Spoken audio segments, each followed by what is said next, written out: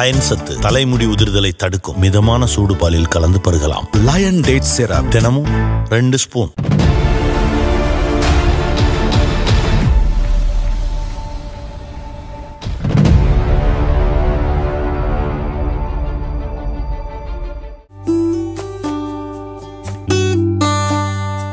கை இல்லாமல் கால் இல்லாமல் உறுப்புகள் கோரப்பட்டு மனிதர்கள் இருக்கிறார்கள். வயிறு இல்லாத மனிதன் இல்லவே இல்லை. சுயம்புலிங்கத்தோடைய இந்த கவிதை சொற்கள் தான் என்னை மிக அதிகமாக பாதித்த சொற்கள்னு நினைக்கிறேன். ஏன்னா ஒரு சொல் அப்படிங்கிறது நம்மளை எந்தெந்த காலகட்டத்தில் நம்ம சோகமாக இருக்கும்போதும் சந்தோஷமாக இருக்கும்போதும் கண்ணீரில் இருக்கும்போதும் நம்ம அதிலிருந்து அடுத்த கட்டத்துக்கு அழைத்து போவதுங்கிறது யாரோ ஒருத்தருடைய சொற்கள் தான். ஆனால் நம்ம எப்போவுமே பசியோடு தான் இருக்கோம்.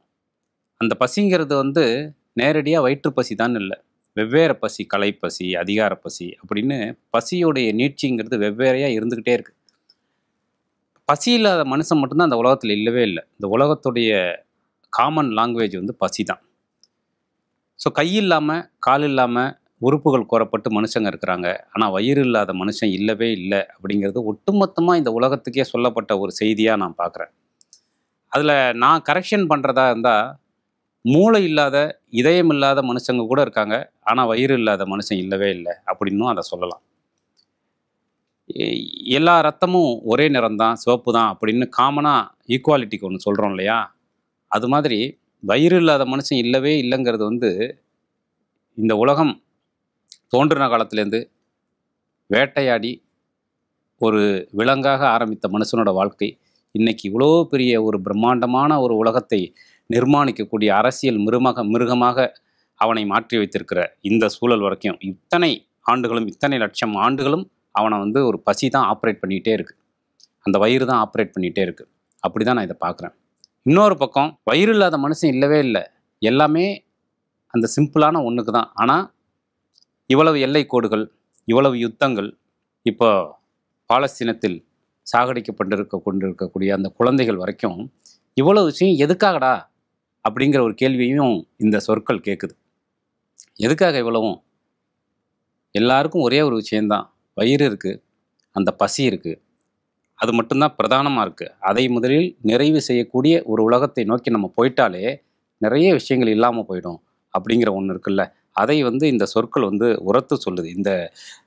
இதை சுயம்புலிங்கத்துடைய இந்த வரிகளை படித்த ரொம்ப வருஷத்துக்கு முன்னாடி படித்த அந்த கணத்தில் பெரிய ஸ்டன்னிங்கான ஒன்று இருந்தது, பெரிய தாட் ப்ராசஸ் இருந்தது, ரொம்ப சிம்பிளான வார்த்தைகள். ஆனால் அதுக்கு பின்னாடி யோசிச்சு, ஆமாம் இல்லை உண்மை தானே, நம்ம எங்கேயுமே பார்க்க இல்லையே, வயிறு இல்லாத ஒரு மனிதனை மட்டும் நம்ம பார்க்கவே இல்லையே. அப்போது அந்த இயற்கையின் படைப்பிலேயே அது ஒன்று மட்டும் எவ்வளோ விசித்திரமான கேள்விகளை நமக்குள்ளே எழுப்பிக்கிட்டே இருக்குது பாருங்கள். ஒரு மனிதன் உழைக்காமல் கூட இருக்கலாம், ஆனால் சாப்பிடாமல் இருக்க முடியாது. அப்போது மார்க்ஸ் சொன்ன வார்த்தைகள் இருக்கு இல்லையா, வறுமை என்பது மனிதர்களுக்கு சக மனிதர்களின் தேவையை உணர்ந்து கொள்ளக்கூடிய மறைமுகமான பிணைப்பு அப்படின்னு சொன்ன மார்க்ஸுடைய அந்த வரிகளை தான் ரொம்ப சிம்பிளாக சுயம்புலிங்கம் இந்த வார்த்தைகளில் சொல்லியிருக்காரு.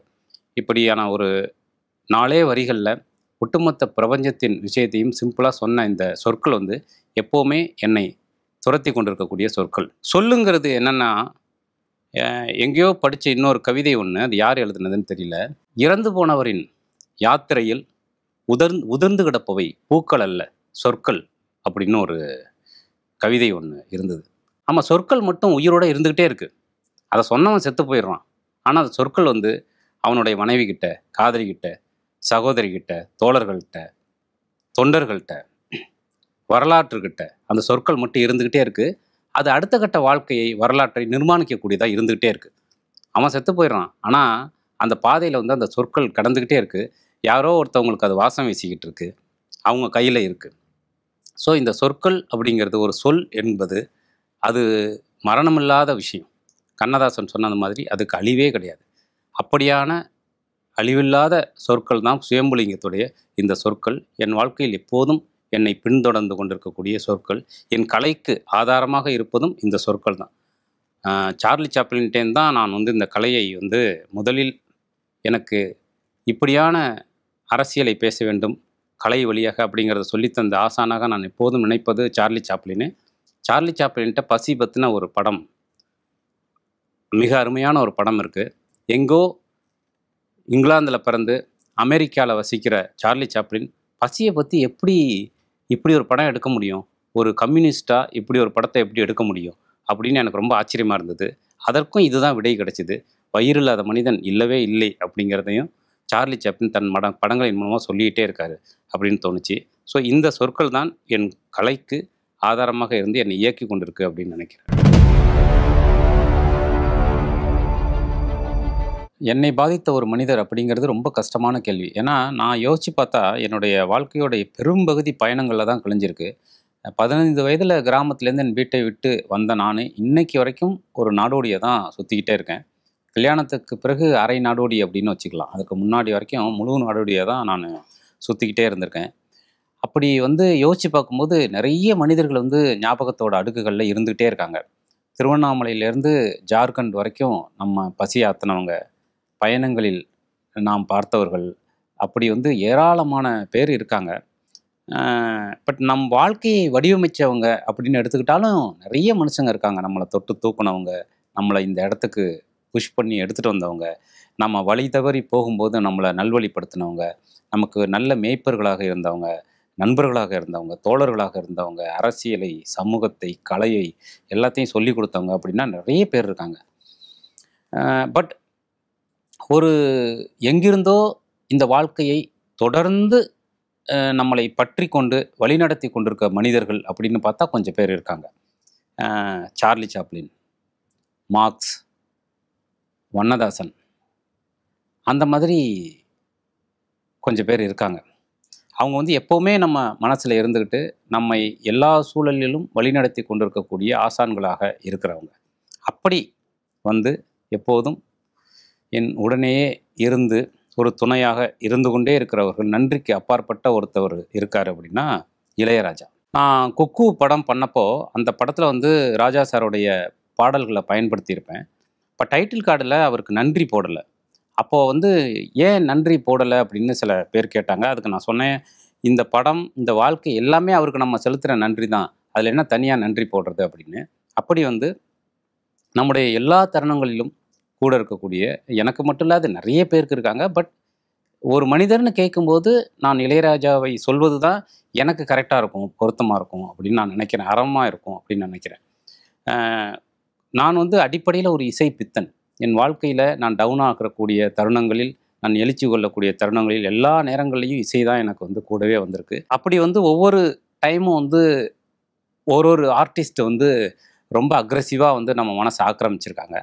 நுஸ்ரத் ஃபத்தே அலி கானுடைய பாடல்களை கேட்கும்போதெல்லாம் மனம் ஒரு எழுச்சியை அடையும். மதன் மோகனுடைய பாடல்கள் கேட்கும்போதெல்லாம் ஒரு காதல் உருவாகும். சலீல் சௌத்ரி அவருடைய இசையை கேட்கும்போதெல்லாம் ஒரு அற்புதமான நம்பிக்கை வாழ்க்கையின் மேலே பிறக்கும்.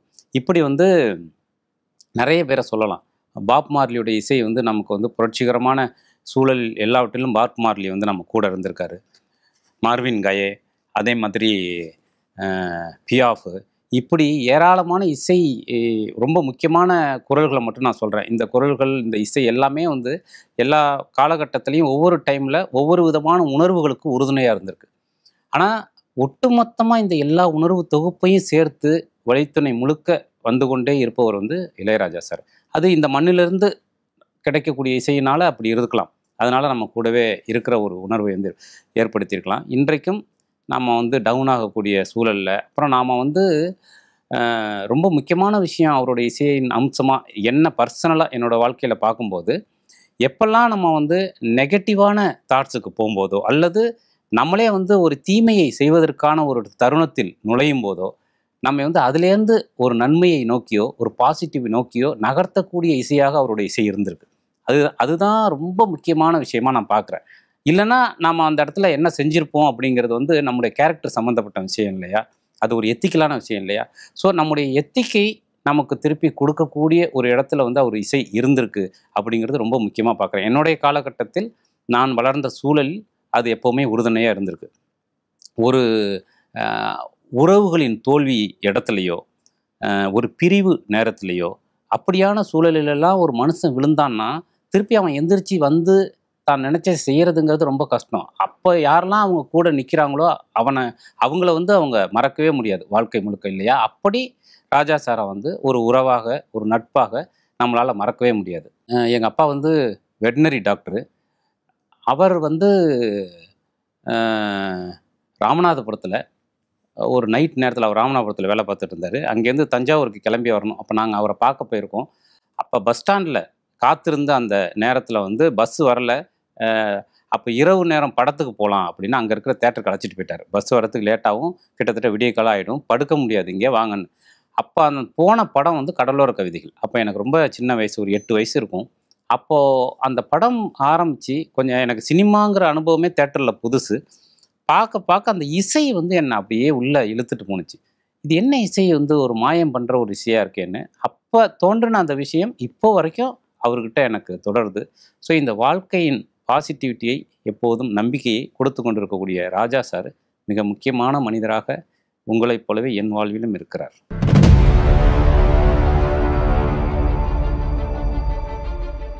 என்னை பாதித்த சம்பவம் அப்படின்னா, எங்க அப்பாவுடைய மரணத்தை தான் சொல்லணும்.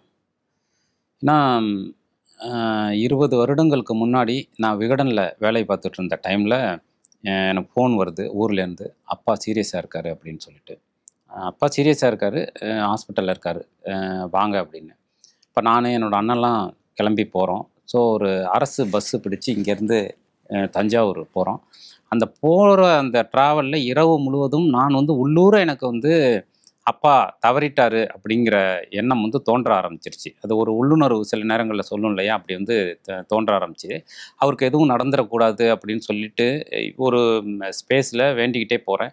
பட்டு அவருக்கு ஏதோ ஒண்ணு நடந்துருச்சு அப்படிங்கிறத உள்ளுணர்வு சொல்லுது. அதே மாதிரியே எங்க தெருவுல நுழைஞ்சு அந்த வீட்டுக்கு போறதுக்குள்ளேயே நான் கண்டுபிடிச்சுட்டேன், அப்பா இறந்துட்டாரு அப்படின்னு சொல்லிட்டு. அதே மாதிரி போகும்போது அப்பாவுடைய ம் உடல் வந்து அங்க கிடத்தப்பட்டிருந்தது. ஸோ அவருடைய மறைவு அப்படிங்கிறது பர்சனலா எனக்கு வந்து அந்த காலகட்டத்தில, அதன் பிறகு இடைப்பட்ட இந்த 20 வருடங்கள்ல நாம நிறைய இழப்புகளை, துயரங்களை, மரணங்களை பார்த்துட்டேன். பட் அந்த நேரத்தில அது வந்து எனக்குள்ள ஏற்படுத்தின தாக்கம்ங்கிறது ரொம்ப பெரிய விஷயமா இருந்தது. பக்கத்திலேயே இருந்த ஒரு மனிதர் நம்மை விட்டு போவது அப்படிங்கிறது, அந்த இழப்பை வந்து தாங்க முடியல. இன்னொன்னு மனதை வந்து இன்னும் உறுதி செய்யக்கூடிய அப்படியான இழப்புகளை எப்படி எடுத்துக்கணும் அப்படிங்கிற இடத்துக்கு என்னை நகர்த்திட்டு போனது வந்து அந்த சம்பவம் தான். கிட்டத்தட்ட வாழ்க்கையில நான் அதிகமாக குடித்த காலகட்டம் அப்படிங்கிறது அதுதான். அது அது ஒரு ஒரு 1 வருடம் வந்து நான் கன்டினியூவா வந்து குடிக்கிறது. ஸோ இந்த மாதிரியான விஷயங்கள்ல இருந்தேன். ஏன்னா, அவருடைய இழப்புங்கிறது என்னன்னா, அவர் அப்பா மட்டும் இல்ல, எனக்கு ஒரு குருவாக, ஒரு பிம்பமாக இருந்தவர். அப்பா வந்து வெட்னரி டாக்டரு. அவருடைய உடம்புல எப்பவுமே வந்து ஆடு, மாடு, மருந்து வாசம் வந்து வீசிக்கிட்டே இருக்கும். ஆ சமத்துவத்தை எனக்கு வந்து போதித்தவர் அவர்தான். ஆம் அவரோட வந்து வெட்னரி டாக்டருங்கிறதுனால தஞ்சாவூர் பகுதி, திருவாரூர் பகுதியெல்லாம் பார்த்தீங்கன்னா, முழுக்கவே வந்து ஆடு, மாடுகள் தான் அவங்களுடைய ஜீவ வாழ்வாதாரம். அதனால நெறைய காலையில 4 மணிக்கெல்லாம் எங்க வீடு வந்து பரபரப்பாயிடும். எங்க அப்பா வந்து எந்திரிச்சு மாட்டுக்கு வைத்தியம் பார்க்கறதுக்கு போவார். போம்போது என்ன கூட்டு போவாரு. வாழ்க்கையில நான் முதல்ல பார்த்த பிரசவம் அப்படிங்கிறது அப்பா பண்ணது தான். ஒரு மாட்டுக்கு அவர் வந்து கன்னுக்குட்டி எடுப்பாரு. அப்போ வந்து ஒரு உயிர் பிறக்கிற அந்த தருணத்தை வந்து எனக்கு அறிமுகப்படுத்தினது அவர்தான். சொல்லப்போனா அந்த ஒரு விடியற் காத்தால இருள் புரியாத அந்த நேரத்தில நான் பார்த்த அந்த ஒரு கன்றுக்குட்டியின் பிறப்பு தான் எனக்குள்ள இருக்கக்கூடிய என்னுடைய கலையிலேயோ, என்னுடைய அரசியல்லையோ, என்னுடைய சொற்கள்லையோ, என்னுடைய அணுகுமுறையிலேயோ குறைந்தபட்சம் ஒரு ஈரம் இருக்கு அப்படின்னா, அதுக்கு காரணம் வந்து அப்பா தான். அப்பாவும் அந்த நான் பார்த்த அந்த காட்சிகளும் தான். சிறு வயசுல வாழ்க்கையோட நிறைய விஷயங்களை அறிமுகப்படுத்தினது அவர் தான். அவர் வந்து வயல் வரப்புல நடந்து வந்துட்டுருப்பாரு. நான் பார்த்துருக்கேன். எதுக்கு ஒரு பெரிய பாம்பு வந்து நின்னு படம் எடுத்துக்கிட்டு இருக்கோம். அவரு அத பத்தி கண்டுக்காம "போ" அப்படிம்பாரு. அது பாட்டுக்கு போயிடும். இவரு பாட்டுக்கு நடந்து வருவாரு. அப்படி வந்து இயற்கையோட இணைந்த ஒரு வாழ்க்கைய வாழ்ந்தவரு. அப்பா வந்து ஒரு விவசாயியாவும் இருந்தாரு. எங்க நிலத்துல வந்து கள்ளுக்கடை நடத்துனோம் ஒரு 4 வருஷத்துக்கு. பனை மரங்களை ஏலம் எடுத்து. அப்ப வந்து கள்ளுக்கடை வந்து அனுமதிக்கப்பட்ட ஒண்ணா இருந்தது. அதுக்காக வந்து பனை ஏறுவதற்கு வந்து வெளியில இருந்து குடும்பங்கள் வந்து தங்கியிருப்பாங்க. அப்புறம் வயல்ல வந்து கிடா போடுறதுக்கு கீதாரி குடும்பங்கள் வந்து தங்கியிருப்பாங்க. வாத்து மேய்க்கக்கூடிய குடும்பங்கள் வந்து எங்கேருந்தோ வந்து தங்கியிருப்பாங்க. அவங்களோட எல்லாம் ரொம்ப அன்பான ஒரு உறவை வந்து எப்பவுமே அப்பா வந்து வச்சிருப்பாரு.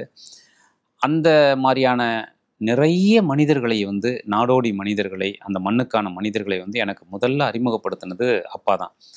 அதே மாதிரி இந்த மண் பற்றிய, விவசாயம் பற்றிய புரிதலை வந்து எனக்குள் ஏற்படுத்தினது அவர் தான். வாழ்க்கையை ஒரு கொண்டாட்டமாகவும் அதே நேரத்தில் அறத்தோடையும் வாழ்ந்தவர் அவர். அவர்கிட்டேருந்து நான் நிறைய கற்றுக்கிட்டேன். ஒரு 56 வயதிலேயே எதிர்பாராமல் நடந்த அந்த இழப்பு அப்படிங்கிறது எனக்குள் ஏற்படுத்திய வலி அப்படிங்கிறது இன்றைக்கு வரைக்கும் என்னை வந்து ஒரு உறுதியான மனிதராகவும் மாற்றியிருக்கு அப்படின்னு சொல்லணும்.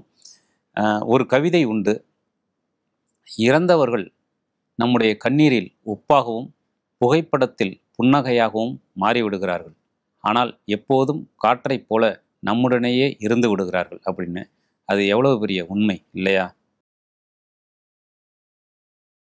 டெய்லி எனக்கு இந்த கான்ஸ்டிபேஷன் ப்ராப்ளம். உங்க பிரச்சனைகளை கட்டுப்படுத்த லயன் டேட் சிரப் தினமும் 2 ஸ்பூன். He is brilliant. ஆனா அடிக்கடி ரொம்ப டயர்ட் ஆயிடுறான். லயன் டேட் சிரப் நோய் எதிர்ப்பு சக்தி அதிகமா இருக்கு. தினமும் 2 ஸ்பூன்.